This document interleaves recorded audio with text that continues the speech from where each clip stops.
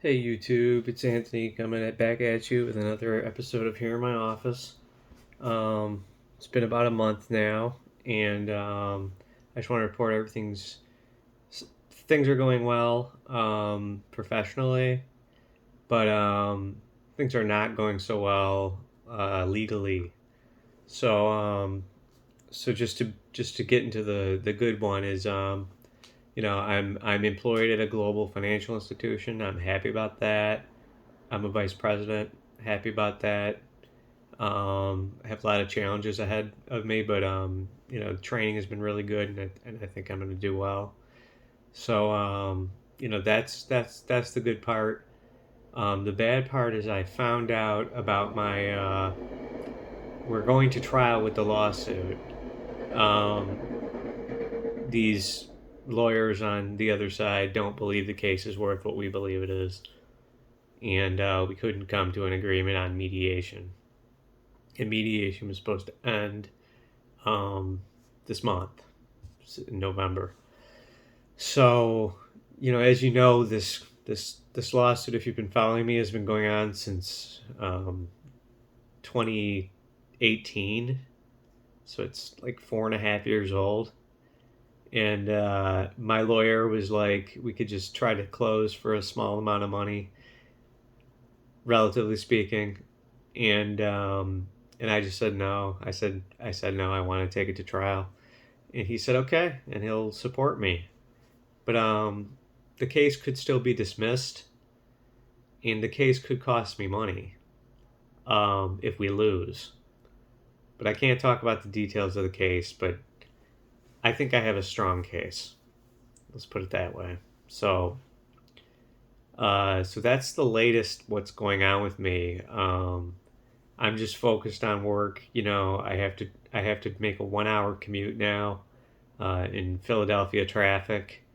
It takes me an hour and 20 minutes to get home. It takes me about 50 minutes to get there to the office because it's a hybrid role. I get to work from home and come into the office 2 days a week. So, it's very flexible. So that's part of the reason why I'm happy where I'm at. The salary was where I'm happy.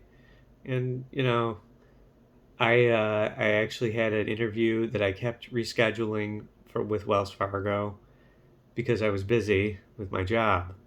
And the more I thought about it, I thought, do I really want to get, the other job was in third party risk, which is makes up the bulk of my career. And I thought it would be a really good fit, but it would require a couple of interviews, and I'd have to find time for those during the business week. Now, back when I didn't have a job, or when I was a real estate agent and I was at home all the time, I could fit in an interview. But now I'm on the clock, and I need to be available to the people I'm working with all the time.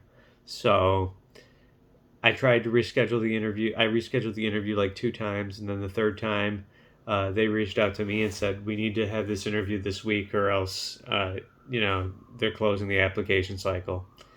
So I just said at that point, I said, "Okay, I'm going to withdraw my application, and no problem against me. I just withdraw the application." So I gave up potentially more money and something that is really in my skill set. Um, Granted, I don't even know if it was remote or if it was all in the office, and I don't know if it's in Philadelphia. There were a lot of questions. If I was unemployed, I would have found out.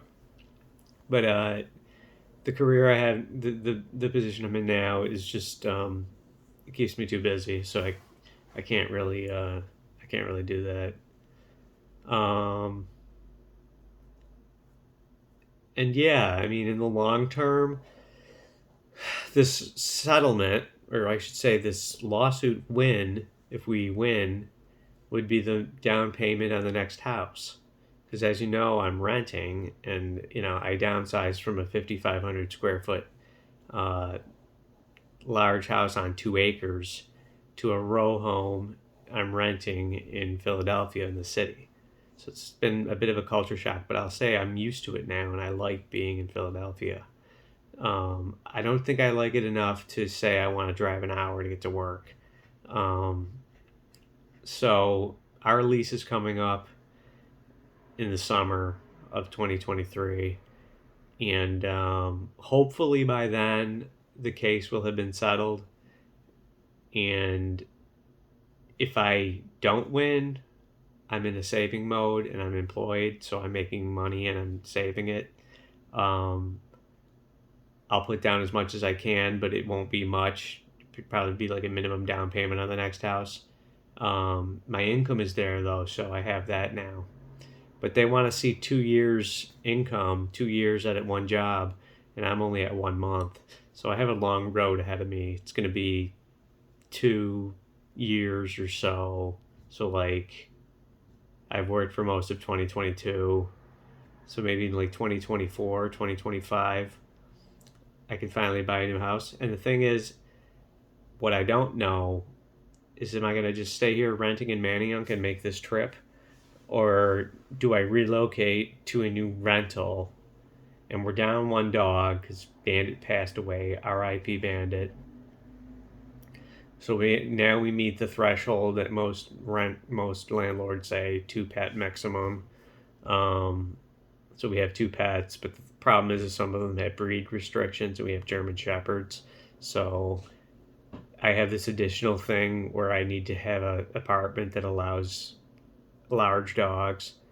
And if you look in the Wilmington, Delaware area where I'm looking at, on Zillow, you'll have like 60 to choose from. But then you do allow large dogs, and it becomes 10 properties to look at.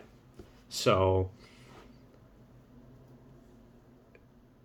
should I stay put, or should I move and not do this commute anymore? Because it does cost like a full tank of gas, $60 every week, just doing the gas in the commute.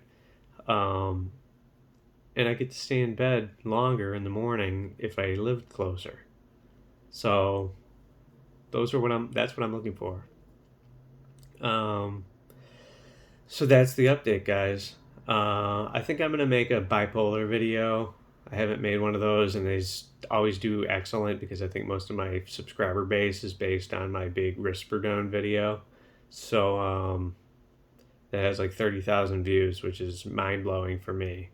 So I'm thinking of making another one of those videos because I've had a lot of questions on my bipolar related stories, and people taking the same drug, and people wondering what how I'm doing and what the side effects are, and if they might mention their own side effects and ask if I have them. So I'll make a video that kind of informs people. So I'm glad I made another video, and I hope you guys enjoyed it. Thanks for watching.